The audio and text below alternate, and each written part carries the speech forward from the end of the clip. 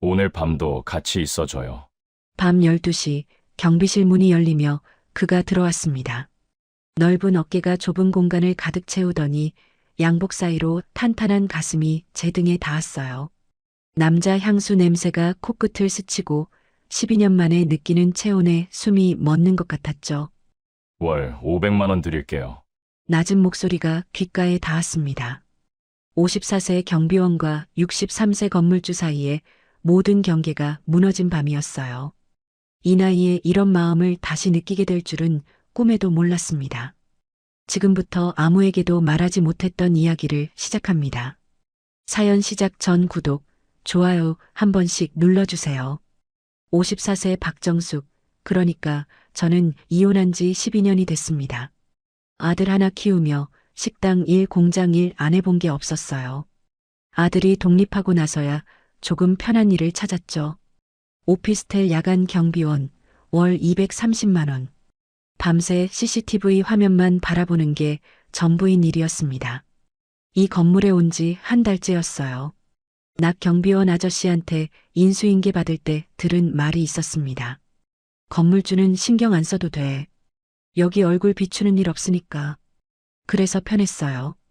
밤 10시부터 아침 6시까지 누구 하나 찾는 사람 없이 혼자 앉아 있으면 됐으니까요. 가끔 택배 기사가 들르거나 늦게 들어오는 입주민이 고개 까딱하는 게 전부였습니다. 그날도 똑같았어요. 자정이 넘어가고 로비는 텅 비어 있었죠. 커피 한 잔 타서 마시려는데 CCTV 화면에 누군가 잡혔습니다. 양복 입은 남자가 로비로 들어오고 있었어요. 이 시간에 누구지? 입주민 중에 저렇게 늦게 다니는 사람이 있었나? 기억을 더듬었습니다. 경비실 문을 열고 나갔어요. 저기 실례지만 몇 호 사시는지 여쭤봐도 될까요? 남자가 걸음을 멈추고 저를 봤습니다. 키가 컸어요. 어깨가 넓었고 허리는 반듯하게 펴져 있었죠. 나이가 있어 보이는데 자세만큼은 젊은 사람 같았습니다. 강태호입니다. 이 건물 주인이에요. 목소리가 낮고 단단했어요. 건물주라는 말에 저도 모르게 허리가 펴졌습니다. 아, 죄송합니다. 회장님이신 줄 몰랐어요. 괜찮아요. 밤에 돌아다니는 내가 이상하지. 그가 짧게 웃었습니다. 웃는 얼굴을 보니 인상이 조금 부드러워졌어요.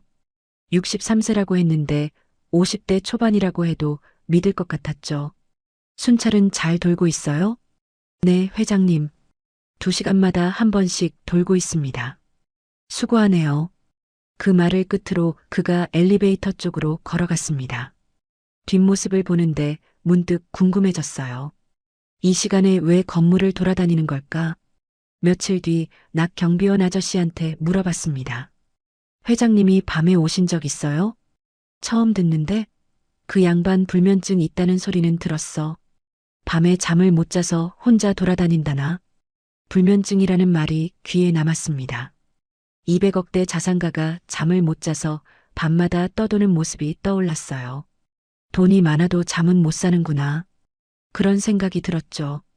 그날 밤 자정이 넘어도 그는 나타나지 않았습니다. 다음 날도 그 다음 날도요. 신경 쓸 일이 아닌데 자꾸 CCTV 화면에 눈이 갔어요. 그때는 몰랐습니다. 이 남자가 제 12년간의 잠을 깨울 줄은요. 일주일이 지났습니다. 그 사이 회장님은 한 번도 나타나지 않았어요. 신경 쓸 일이 아닌데 밤 12시만 되면 괜히 CCTV 화면을 확인하게 됐죠. 뭘 기대하는 거야, 나는. 스스로를 타박하면서도 눈은 자꾸 로비 쪽으로 갔습니다. 그날 밤도 똑같았어요. 자정이 넘고 커피 한 잔 타서 마시려던 참이었습니다. 경비실 문이 열렸어요. 밤에 커피 드시네요. 회장님이 서 있었습니다. 한 손에 종이컵 2개를 들고요. 저도 모르게 자리에서 벌떡 일어났어요. 회장님, 이 시간에 어쩐 일이세요? 잠이 안 와서 나왔는데 경비실에 불이 켜져 있길래. 그가 종이컵 하나를 내밀었습니다. 따뜻한 거 드세요. 편의점 커피지만. 아, 감사합니다. 받아들고 보니 경비실이 참 좁았어요. 두 사람이 서 있으니 어깨가 거의 닿을 것 같았습니다. 그가 옆 의자에 앉으며 물었어요. 여기 근무한 지 얼마나 됐어요? 한 달 조금 넘었습니다. 혼자 밤새 힘들지 않아요? 괜찮아요. 익숙해지면 편하더라고요. 대화를 나누는데 그의 팔이 제 어깨에 스쳤습니다. 양복 천 너머로 남자 체온이 느껴졌어요. 움찔하며 몸을 피했죠. 12년 만에 느끼는 감각이었습니다. 뭐야 나? 심장이 빠르게 뛰었어요. 그가 눈치챘는지 살짝 몸을 물렸습니다. 좁은데 불편하게 해서 미안해요. 아니에요, 괜찮습니다. 어색한 침묵이 흘렀어요. 그가 커피를 다 마시고 일어났습니다. 그럼 순찰 잘하세요. 네, 회장님. 조심히 들어가세요. 문이 닫히고 한참을 멍하니 앉아 있었어요. 어깨에 닿았던 그 온기가 계속 남아 있었습니다. 다음 날 밤 자정이 넘었을 때였어요. 경비실 문이 또 열렸습니다. 또 잠이 안 와서요. 회장님이 또 커피 2잔을 들고 서 있었어요. 또야? 속으로 놀라면서도 괜히 기분이 이상했습니다. 감사합니다, 회장님. 이번에는 그가 제 옆에 더 가까이 앉았어요. 의자를 당겨 나란히 앉으니 무릎이 거의 닿을 것 같았습니다. 커피를 건네봤는데 손끝이 스쳤어요. 따뜻한 손이었습니다. 눈이 마주쳤어요. 그가 먼저 시선을 피했습니다. 밤에 혼자 있으면 뭐해요? 그냥 CCTV 보고 가끔 책 읽고요. 책? 무슨 책? 요즘은 수필집 읽고 있어요. 글이 짧아서 좋더라고요. 그가 고개를 끄덕였어요. 대화가 이어지는 게 어색하면서도 싫지 않았습니다. 왜 매일 밤 오시는 걸까? 궁금했지만 묻지 못했어요. 그날도 30분쯤 앉아 있다. 그가 일어났습니다. 내일 또 올게요. 무심하게 던진 말이 귓가에 맴돌았어요. 나도 여자인데 이런 설렘을 느껴도 되나 싶었습니다. 12년 만이었어요. 남자 때문에 가슴이 두근거리는 게요. 이러면 안 되는데 머리로는 알면서도 마음이 말을 듣지 않았습니다. 그 후로 매일 밤 12시가 기다려졌어요. 저도 모르게요. 그 후로 매일 밤이 똑같았습니다. 밤 12시면 어김없이 경비실 문이 열렸어요. 회장님은 늘 커피 2잔을 들고 나타났습니다. 처음엔 어색했던 시간이 어느새 익숙해졌죠. 오늘 순찰 많이 힘들었어요? 아니요, 평소랑 똑같았어요. 대화 내용은 별것 없었습니다. 날씨 얘기, 건물 얘기, 가끔은 그냥 침묵 속에 커피만 마셨어요. 그런데 이상하게 불편하지 않았습니다. 오히려 그 시간이 하루 중 가장 기다려졌어요. 2주째 되던 날 밤이었습니다. 자정이 넘었는데 회장님이 오지 않았어요. 오늘은 안 오시나? 괜히 서운한 마음에 순찰을 나갔습니다. 1층부터 천천히 돌고 계단으로 올라가는데 3층 계단에서 사람 그림자가 보였어요. 회장님이었습니다. 계단에 앉아 발목을 잡고 있었어요. 회장님, 괜찮으세요? 아, 박경비. 순찰 중이었어요? 네, 근데 발목이 왜 그러세요? 계단에서 헛디뎠나 봐. 좀 삐끗한 것 같아. 얼굴이 찡그려져 있었습니다. 저도 모르게 손이 갔어요. 일어나실 수 있어요? 경비실로 가시죠. 팥이라도 붙여드릴게요. 그의 팔을 잡고 부축했습니다. 양복 안쪽으로 단단한 팔뚝이 느껴졌어요. 키 차이가 나서 제 어깨에 그의 무게가 실렸죠. 남자 향수 냄새가 코끝을 스쳤습니다. 경비실까지 데려와 의자에 앉혔어요. 구급함에서 파스와 소독약을 꺼냈습니다. 양말 벗어보세요. 제가 봐드릴게요. 괜찮아요. 뭘 이렇게까지. 가만히 계세요. 제가 직접 양말을 벗겼습니다. 발목이 조금 부어 있었어요. 파스를 붙이는데 손이 저도 모르게 종아리 쪽으로 올라갔어요. 탄탄한 종아리 근육이 손바닥에 닿았습니다. 63세 맞나? 나이가 믿기지 않았어요. 매일 새벽 수영을 한다더니 그 말이 사실인 것 같았습니다. 주무르듯 만지는데 회장님의 숨소리가 거칠어졌어요. 고개를 드니 그가 저를 보고 있었습니다. 눈을 떼지 못하겠더라고요. 나 지금 뭐 하는 거지? 손이 떨렸습니다. 물러서려는데 그가 제 손을 잡았어요. 고마워요, 박경비. 심장이 쿵 내려앉았어요. 손을 잡은 채 한참을 그렇게 있었습니다. 놓아야 하는데 놓을 수가 없었어요. 그의 손이 따뜻했고 그 온기가 온몸으로 번지는 것 같았습니다. 이제 괜찮으시겠어요? 겨우 손을 빼며 물었어요. 목소리가 떨렸습니다. 응, 덕분에 많이 나아졌어요. 그가 일어서며 말했습니다. 내일 또 올게요. 문이 닫히고 저는 한참을 그 자리에 서 있었어요. 손바닥에 그의 체온이 아직 남아 있었습니다. 종아리를 만졌던 감촉이, 눈이 마주쳤던 그 순간이 자꾸 떠올랐어요. 이러면 안 되는데. 그날 밤 저는 잠을 이룰 수 없었습니다. 12년 만에 느끼는 감정이었어요. 다음 날 오후였습니다. 평소처럼 저녁 근무를 위해 일찍 출근했어요. 경비실에 들어서는데 낯선 남자가 서 있었습니다. 30대 후반쯤 돼 보였고 비싼 양복에 차가운 인상이었어요. 박정숙 씨 맞죠? 네, 그런데 어떻게 오셨어요? 강준혁입니다. 강태호 회장 아들이에요. 회장님 아들이라는 말에 긴장이 됐습니다. 그가 저를 위아래로 훑어보더니 입을 열었어요. 아버지가 요즘 밤마다 여기 오신다면서요? 그게 회장님이 불면증이 있으셔서 가끔 들르시는 거예요. 가끔이요? 그가 코웃음을 쳤습니다. CCTV 확인해 봤어요. 매일 밤 12시에 오셔서 새벽까지 계시던데. 그게 가끔인가요? 할 말이 없었어요. 그가 한 발짝 다가왔습니다. 솔직히 말할게요. 아버지한테 접근하지 마세요. 저는 그런 게 아니에요. 다 알아요. 이 나이 먹은 여자가 재벌 건물주한테 왜 친절하겠어요? 재산 노리는 거 아니에요? 머리가 하얘졌습니다. 얼굴이 화끈거렸어요. 12년간 혼자 악착같이 살아온 제 인생이 단 한마디에 더럽혀지는 기분이었죠. 저는 그런 사람 아닙니다. 그렇게 말하는 사람이 제일 무서운 거예요. 경고했으니까 알아서 하세요. 그가 돌아서 나갔습니다. 경비실 문이 닫히고 나서야 다리에 힘이 풀렸어요. 의자에 털썩 앉았습니다. 내가 뭘 잘못했다고. 억울해서 눈물이 났어요. 그날 밤 12시 경비실 문이 열렸습니다. 회장님이 들어왔는데 평소와 달랐어요. 얼굴이 굳어 있었고 어딘가 지쳐 보였습니다. 정숙 씨, 오늘 낮에 준혁이 왔다면서요? 어떻게 하셨어요? 그 녀석한테 전화 왔어요. 나한테도 한 소리 하더라고. 저는 아무 말도 하지 못했습니다. 그가 한숨을 쉬었어요. 옥상에 좀 올라갈래요? 바람 쐬고 싶어요. 옥상으로 함께 올라갔습니다. 밤바람이 차가웠어요. 서울 시내 불빛이 멀리 보였습니다. 회장님이 난간에 기대서며 말했어요. 준혁이 무슨 말 했는지 다 알아요. 미안해요, 정숙 씨. 아니에요. 아드님 입장에서는 그럴 수 있죠. 입장은 무슨. 그의 목소리가 떨렸습니다.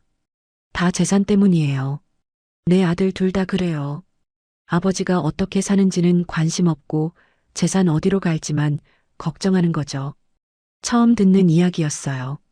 200억대 자산가의 뒷모습이 그렇게 쓸쓸해 보일 수가 없었습니다. 아내가 죽고 5년이에요.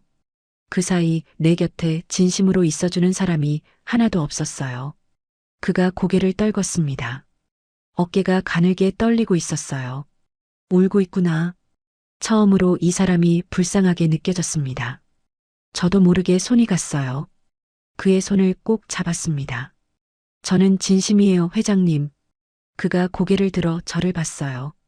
눈가가 젖어 있었습니다. 진짜예요? 네. 저는 회장님 재산에 관심 없어요. 그냥 밤마다 찾아오시는 게 싫지 않았어요. 손을 잡은 채 한참을 그렇게 서 있었습니다. 밤바람이 불어왔지만 춥지 않았어요. 그의 손이 따뜻했고 그 온기가 가슴 깊이 스며드는 것 같았습니다. 고마워요, 정숙 씨. 그가 제 손을 더 꼭 쥐었습니다. 그날 밤 우리 사이에 무언가가 시작되고 있었어요. 넘지 말아야 할 선 앞에 서 있다는 걸 알면서도요. 그날 이후로 우리 사이가 달라졌습니다. 밤 12시에 만나는 건 똑같았지만 눈빛이 달랐어요. 손이 스칠 때마다 괜히 의식하게 됐고 대화 중에 침묵이 흘러도 어색하지 않았습니다. 마치 오래된 연인처럼요. 옥상에서 손을 잡은 지 사흘째 되던 밤이었어요. 회장님이 평소보다 일찍 왔습니다. 밤 11시 반쯤이었죠. 경비실 문을 열고 들어오는데 표정이 진지했어요. 정숙 씨, 할 말이 있어요. 네, 말씀하세요. 그가 제 앞에 섰습니다. 평소보다 가까웠어요. 심장이 빠르게 뛰기 시작했습니다. 솔직히 말할게요. 나 정숙 씨가 좋아요. 귀를 의심했어요. 그가 말을 이었습니다. 사실 첫날부터 봤어요. 경비실에서 혼자 커피 마시는 모습이 눈에 들어왔어요. 너무 예뻤어요. 회장님, 저는 그냥 경비원이에요. 알아요. 근데 상관없어요. 그가 한 발짝 더 다가왔습니다. 코끝이 닿을 것 같은 거리였어요. 나랑 함께 있어줘요. 심장이 멎는 것 같았습니다. 이 사람이 지금 무슨 말을 하는 거지? 머리가 하얘졌어요. 회장님, 저는 월 230만 원 받는 경비원이에요. 회장님이랑은 안 어울려요. 돈 얘기하니까 나도 할게요. 월 500만 원 드릴게요. 아니, 그 이상이라도. 저를 돈으로 사시려는 거예요? 목소리가 떨렸습니다. 그가 고개를 저었어요. 아니에요. 진심이에요. 돈은 그냥 내 마음의 크기를 보여주고 싶었어요. 회장님, 태호라고 불러요. 제발. 그의 눈이 간절했습니다. 200억대 자산가가 63세 건물주가 이렇게 애처롭게 보일 수 있다는 게 믿기지 않았어요. 어떡하지? 머릿속이 복잡했습니다. 아들의 경고가 떠올랐고 우리 둘의 차이가 떠올랐고 12년간 혼자 살아온 시간이 떠올랐어요. 그런데 이상하게 거절할 수가 없었습니다. 돈은 필요 없어요. 제 입에서 그 말이 나왔어요. 그냥 태호 씨 곁에 있고 싶어요. 저도요. 그가 저를 끌어당겼습니다. 경비실 불이 꺼졌어요. 좁은 소파에 나란히 앉았습니다. 어둠 속에서 그의 숨소리만 들렸어요. 그가 제 얼굴을 감쌌습니다. 손이 컸어요. 따뜻한 손바닥이 볼을 감싸니 눈물이 날 것 같았습니다. 12년 만에 남자 손이 제 얼굴에 닿았어요. 입술이 다가왔습니다. 처음엔 부드러웠어요. 그런데 점점 거칠어졌습니다. 숨이 가빠지고 온몸이 뜨거워졌어요. 양복을 벗기는 손이 떨렸습니다. 셔츠 단추를 풀자 탄탄한 가슴이 드러났어요. 63세 맞나 싶었습니다. 매일 새벽 수영을 한다더니 정말이었어요. 그도 제 옷에 손을 댔습니다. 멈춰야 하는데 멈출 수가 없었어요. 12년간 메말랐던 몸이 살아나는 것 같았습니다. 완전히 하나가 됐습니다. 이런 감각을 잊고 살았구나. 눈물이 흘렀어요. 그의 지구력에 놀랐습니다. 멈추지 않았어요. 밤새도록요. 정말 대단하시구나. 저도 모르게 말이 나왔습니다. 그가 낮게 웃었어요. 12년 기다린 보람이 있네요. 새벽이 밝아올 때까지 우리는 함께였습니다. 좁은 경비실 소파에서 서로의 체온을 나누며요. 아침 해가 뜰 때쯤 그가 속삭였어요. 고마워요, 정숙 씨. 5년 만에 잠이 올 것 같아요. 그 말에 가슴이 먹먹해졌습니다. 12년 만에 처음으로 여자로 돌아간 밤이었어요. 그리고 그날이 끝이 아니었습니다. 그 후로 우리는 매일 밤 만났습니다. 밤 12시면 어김없이 경비실 문이 열렸어요. 커피 2잔 대신 그의 두 팔이 저를 감쌌습니다. 일주일에 서너 번은 함께 밤을 보냈어요. 경비실에서, 옥상에서 둘만의 시간이었죠. 3개월째 되던 어느 밤이었습니다. 옥상에 나란히 앉아 서울 야경을 바라봤어요. 태호 씨가 제 어깨를 감싸며 말했습니다.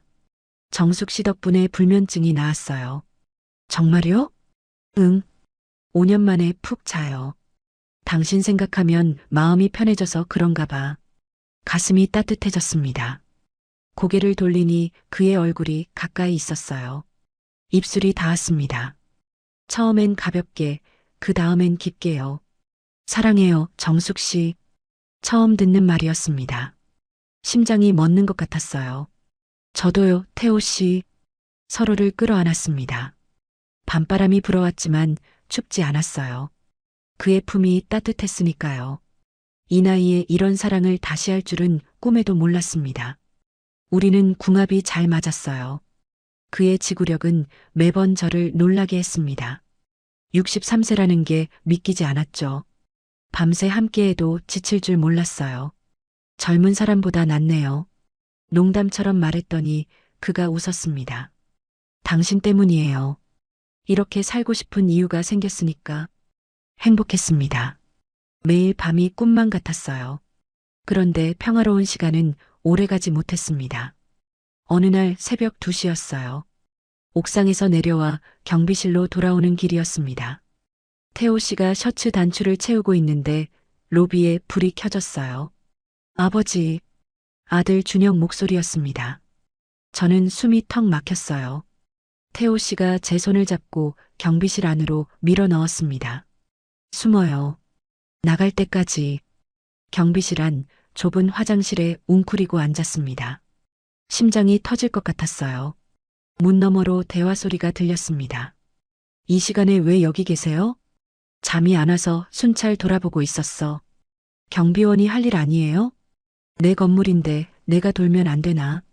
아버지, 요즘 밤마다 여기 오신다면서요. 그 여자 때문 아니에요? 준혁아, 그만해. CCTV 다 확인했어요. 아버지가 밤마다 경비실 드나드는 거 다 찍혀 있다고요. 침묵이 흘렀습니다. 저는 손으로 입을 막고 숨을 죽였어요. 온몸이 떨렸습니다.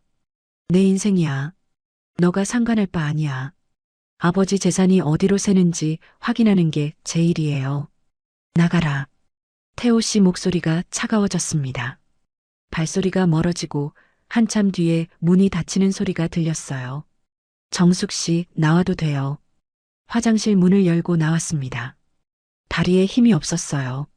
태호 씨가 저를 안아줬습니다. 미안해요. 놀랐죠? 괜찮아요. 괜찮지 않았습니다. 손이 아직도 떨리고 있었어요. 들키면 어떡해요, 태호 씨. 내가 지켜줄게요. 걱정 마요. 그 말을 믿고 싶었습니다. 하지만 마음 한구석에 불안이 자라고 있었어요. 이 관계가 언제까지 갈 수 있을까 생각하면 무서웠습니다. 그날 밤 태호 씨가 떠난 뒤 한참을 창밖을 바라봤어요. 우리에게 시간이 얼마 남지 않았다는 걸 그때 이미 느끼고 있었습니다. 일주일 뒤 낮에 준혁 씨가 다시 찾아왔습니다. 이번엔 서류 봉투를 들고 있었어요. 경비실 책상 위에 탁 내려놓으며 말했습니다. 이번 달까지 나가세요. 무슨 말씀이세요? CCTV 기록 다 뽑았어요. 아버지가 밤마다 경비실 드나든 거, 옥상에서 둘이 있던 거 전부요. 이거 가지고 고소할 수도 있어요. 머리가 하얘졌습니다. 그가 냉정하게 말을 이었어요. 깔끔하게 나가면 없던 일로 해줄게요. 한 달치 월급도 더 드릴 테니까. 대답할 수가 없었습니다. 그가 돌아서 나갔어요. 서류 봉투를 열어보니 퇴직 서류와 합의서가 들어 있었습니다. 그날 밤 저는 사직서를 썼습니다. 밤 12시가 됐어요. 경비실 문이 열리고 태호 씨가 들어왔습니다. 제 표정을 보더니 얼굴이 굳었어요. 무슨 일 있어요? 저는 사직서를 내밀었습니다. 그가 읽더니 고개를 저었어요. 이게 뭐예요? 안 돼요. 태호 씨, 저 때문에 가족이랑 더 멀어지시면 안 돼요. 준혁이가 뭐라고 했어요? 내가 막을게요. 막을 수 없어요. 아드님이 CCTV 기록 다 가지고 있대요. 태호 씨가 제 손을 잡았습니다. 손이 떨리고 있었어요. 그래도 안 돼요. 가지 마요. 우린 여기서 끝내는 게 맞아요. 그 말을 하는데 목이 메었습니다. 눈물이 차올랐어요. 사는 게 다르잖아요. 저는 월 230만 원 받는 경비원이고 태호 씨는 200억 자산가예요. 처음부터 안 어울리는 사이였어요. 정숙 씨, 3개월이면 충분해요. 태호 씨 덕분에 행복했어요. 진짜로요. 태호 씨가 주머니에서 뭔가를 꺼냈습니다. 수표였어요. 숫자를 보니 1억이었습니다. 이거 받아요. 새 출발하는데 보태요. 저는 고개를 저었습니다. 필요 없어요. 정숙 씨, 제발. 돈 때문이 아니었어요. 그의 손을 밀어냈습니다. 수표가 바닥에 떨어졌어요. 진심이었어요, 태호 씨. 그거면 됐어요. 태호 씨가 저를 끌어안았습니다. 세게 아프게요. 놓아주기 싫다는 게 느껴졌어요. 저도 그의 등을 껴안았습니다. 오래, 한참을요. 잊지 못할 거예요, 정숙 씨. 저도요. 눈물이 흘렀습니다. 멈출 수가 없었어요. 얼마나 그렇게 있었는지 모릅니다. 새벽이 되어서야 그가 몸을 뗐어요.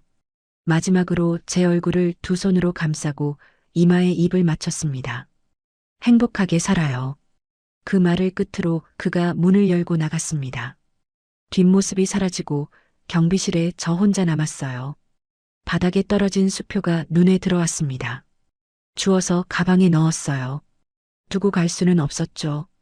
그렇게 3개월간의 밤 12시가 끝났습니다. 1년이 지났습니다. 저는 다른 오피스텔에서 야간 경비원으로 일하고 있어요. 월급도 비슷하고 하는 일도 똑같습니다. 밤 10시부터 아침 6시까지 CCTV 화면을 바라보는 일이죠. 달라진 게 있다면 밤 12시가 더 이상 설레지 않는다는 거예요. 그 시간이 되면 가끔 그때가 떠오릅니다. 커피 2잔 들고 문을 열던 사람, 좁은 경비실에서 어깨가 스치던 순간, 옥상에서 손을 잡았던 밤, 그리고 마지막으로 껴안았던 새벽이요. 연락은 하지 않았습니다. 번호도 지웠어요. 그게 서로를 위한 거라고 생각했습니다. 어느 날 밤이었어요. 순찰을 마치고 경비실로 돌아와 TV를 켰습니다. 뉴스 채널이었어요. 앵커가 말했습니다. 다음 소식입니다. 강태호 회장이 사회복지재단을 설립해 화제입니다. 화면에 태호 씨가 나왔어요. 양복을 입고 기자들 앞에 서 있었습니다. 1년 전보다 얼굴이 밝아 보였어요. 회장님, 재단 설립 계기가 뭔가요? 기자가 물었습니다. 태호 씨가 마이크를 잡고 대답했어요. 5년간 불면증을 앓았는데 1년 전에 나았습니다. 저를 다시 살게 해준 사람이 있어요. 그 사람 덕분에 세상을 다르게 보게 됐습니다. 가슴이 먹먹해졌습니다. 나 때문일까? 아니겠죠. 그냥 제 착각이겠죠. TV를 끄고 한숨을 쉬었어요. 문득 집에 우편물이 왔던 게 생각났습니다. 편지 봉투였어요. 급하게 출근한다고 깜빡했던 게 생각났죠. 손이 떨렸습니다. 봉투를 열었어요. 정숙 씨에게 1년 동안 연락 못해서 미안해요. 약속대로 깔끔하게 정리하려고 했어요. 그런데 자꾸 생각나요.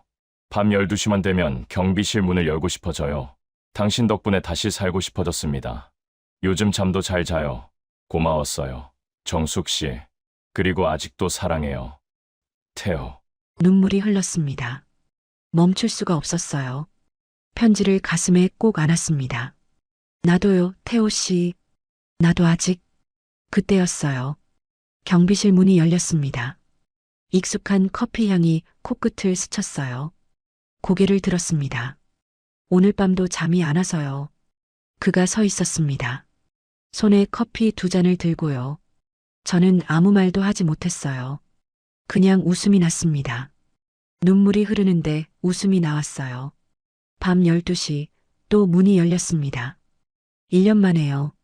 지금의 이야기가 마음에 드셨다면 다른 영상도 시청해주세요. 좋아요와 구독, 알람 설정은 무료입니다. 또 마음에 남는 장면이 있으셨다면 댓글로 나눠주세요. 선생님의 한마디가 다른 분께 깊은 울림이 될 수 있습니다.